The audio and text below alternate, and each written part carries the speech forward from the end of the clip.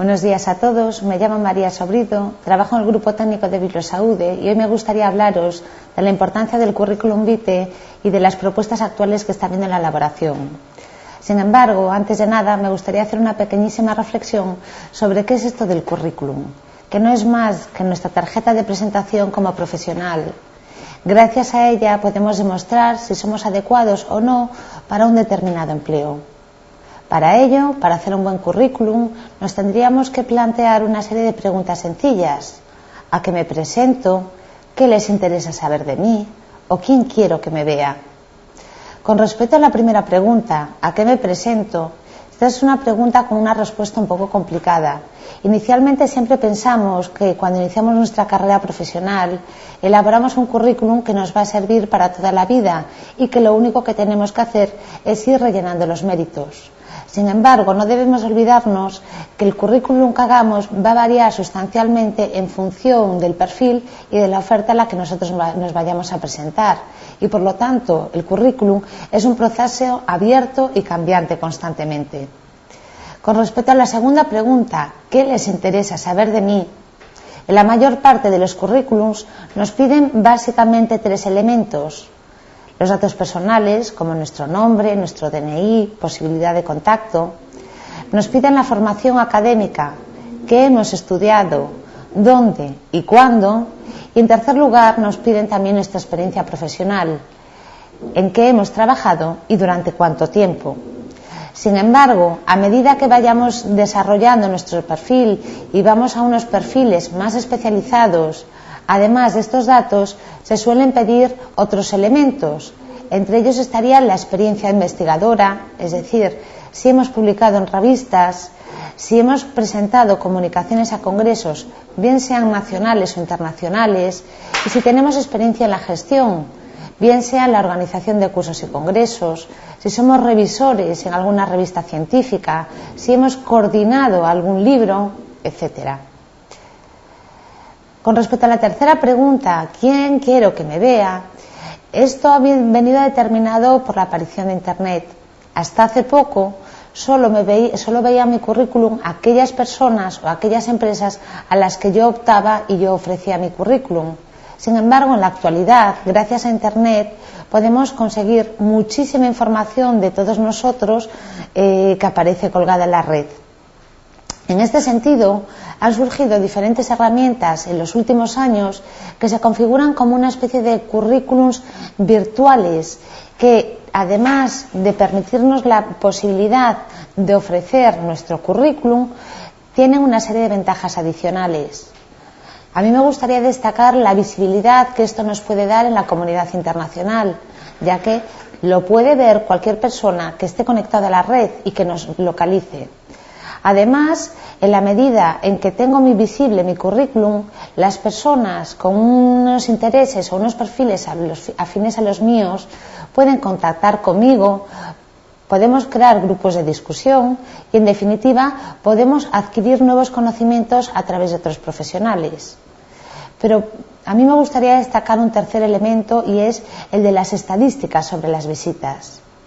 En la mayor parte de estas herramientas nos van a permitir saber quién nos consulta, desde qué lugar nos consulta e incluso qué aspectos de nuestros currículums son los más vistos, lo que a mí me va a permitir ir modificando mi currículum o mi línea de trabajo en función del éxito o fracaso que pueda ir teniendo en la red. Y yo creo que esto es un elemento fundamental.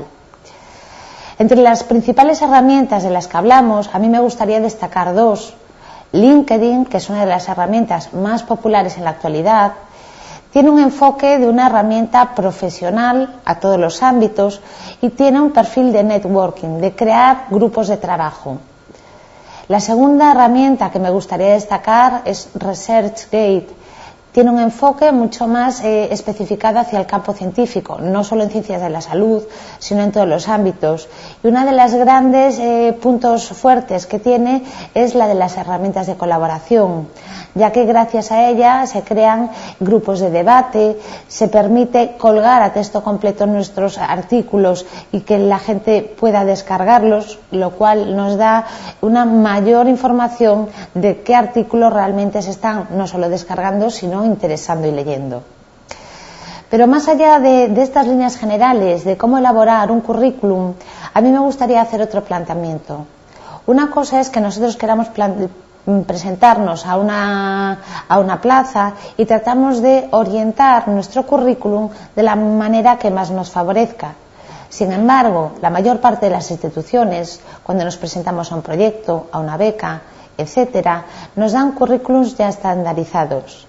Este es el caso del Instituto de Salud Carlos III, sobre todo a través del proyecto FIS, o de la NECA, que es el sistema evaluador del Sistema Universitario de Galicia.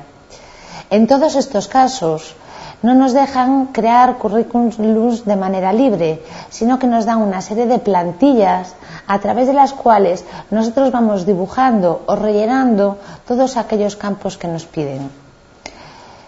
En este sentido, existen varios problemas. Si bien es verdad que nos dan los trabajos y las estructuras más hechas, lo cual hay una parte positiva, existe un problema de compatibilidad. No solo para las instituciones, que al final se encuentran con documentos en Word, en PDF, que no son tratables informáticamente y por lo tanto no pueden explotar esta información. Y esto supone un alto de gestión para la administración. Pero para nosotros también supone una serie de problemas para los investigadores o los profesionales que tienen que rellenar estos datos. Y es que nos encontramos con que muchas veces estamos constantemente rellenando y escribiendo los currículums vitae tantas veces como nos pide, lo cual supone un alto coste de tiempo para estas personas. En este sentido, han surgido ya desde hace unos años algunas iniciativas. Una de las primeras fue el currículum vitae europeo, conocido como Europass. La Comisión Europea decidió establecer o crear un modelo único de currículum que estaba pensado para que se utilizase en toda la Unión Europea. La estructura que ellos planteaban era muy parecida a la que ya hemos hablado anteriormente. En ella se incluía datos personales, se incluía formación y experiencia laboral.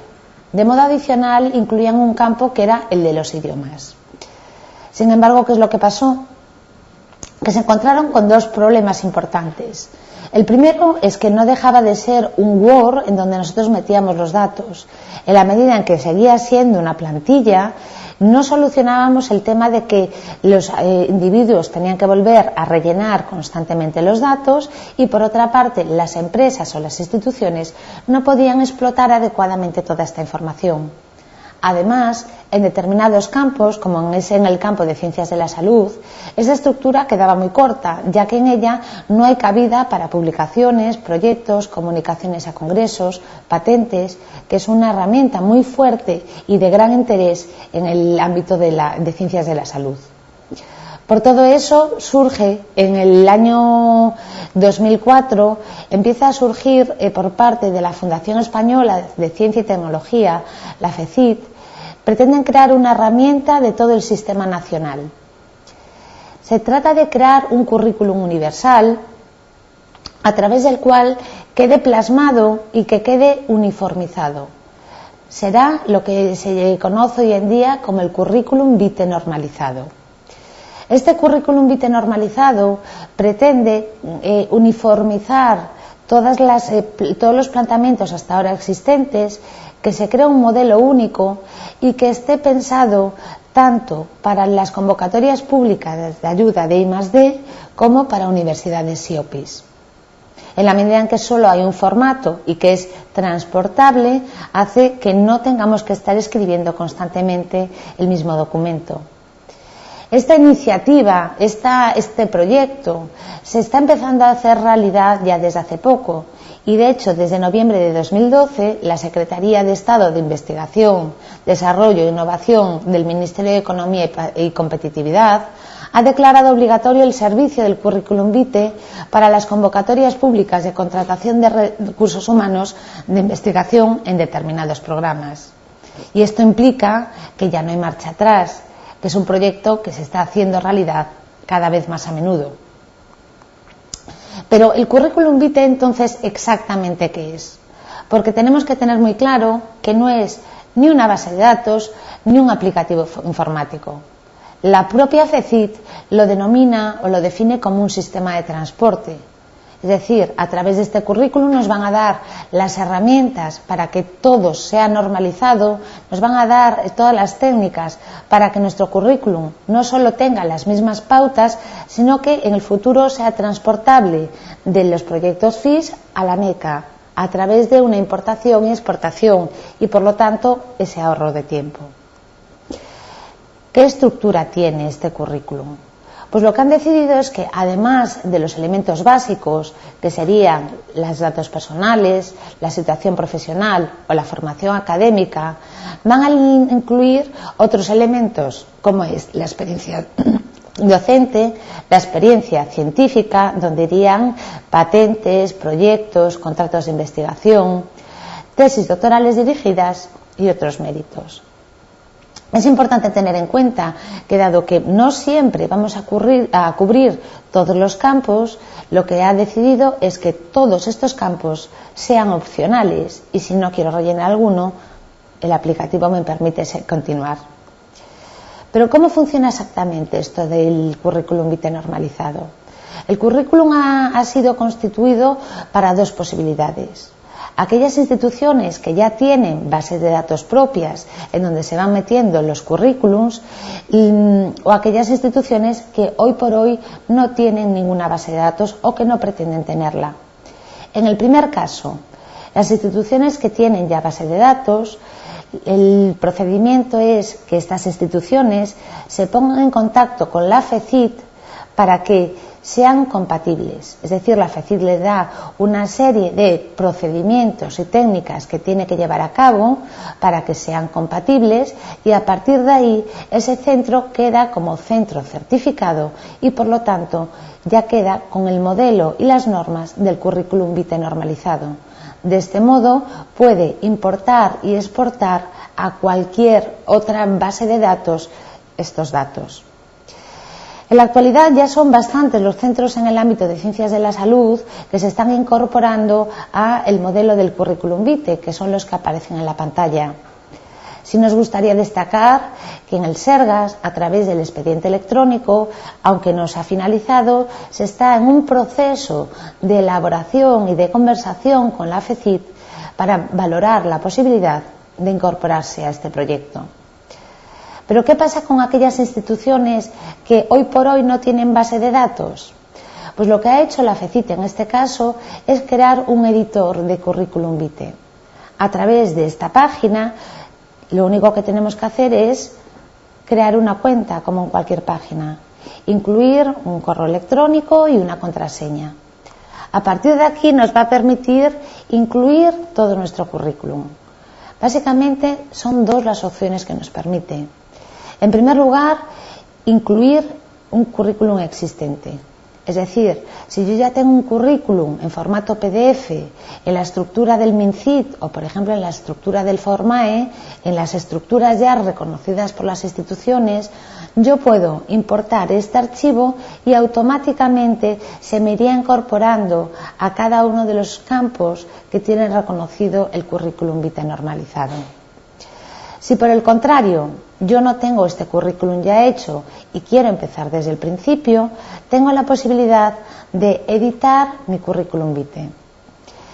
Tal y como mencionábamos anteriormente, son 7 los campos que incluye este apartado. Sería la identificación personal, la situación profesional, la formación académica, docente, experiencia científica, actividad científica y tecnológica y otros méritos. Así, solo tengo que ir rellenando cada uno de los campos que a mí me interesan. Sí que me gustaría destacar que, si bien no tiene una gran complicación, ya que lo único que tenemos que hacer es ir rellenando cada uno de los campos, en determinados campos más específicos me va a permitir hacer una importación directa de ese campo en concreto. Por ejemplo, en el caso de las publicaciones científicas, los puedo rellenar o los puedo importar directamente a través de bases de datos, como por ejemplo Medline, EliseWalk, BibTeX, etc. Por último, es importante destacar que esta base de datos o este aplicativo nos permite, además de incorporar nuestro currículum y que pueda ser exportable después de una base de datos a otra, nos permite traducirlo a diferentes idiomas, como aparece en la pantalla. En definitiva, son muchas las ventajas que puede aportar el currículum vitae. Si bien es cierto que estamos en un momento de inicio en el que ya muchas instituciones se han ido incorporando, cabe destacar que van a tener una serie de importantes ventajas para el investigador, que evita tener que estar reescribiendo constantemente su currículum, que le permite a través de un solo documento hacer diferentes formatos multilingües. Para los agentes evaluadores, porque por una parte elimina o reduce la recepción del papel, pero sobre todo tiene la capacidad de explotar los datos en la medida en que están introducidos informáticamente, pero también para las instituciones, ya que potencia el papel del sistema público en la generación del conocimiento. Y es que todos estos datos no deja de ser una generación del conocimiento. Y en definitiva mejora la visibilidad en los avances de la ciencia en la institución a la que pertenecemos. Muchas gracias.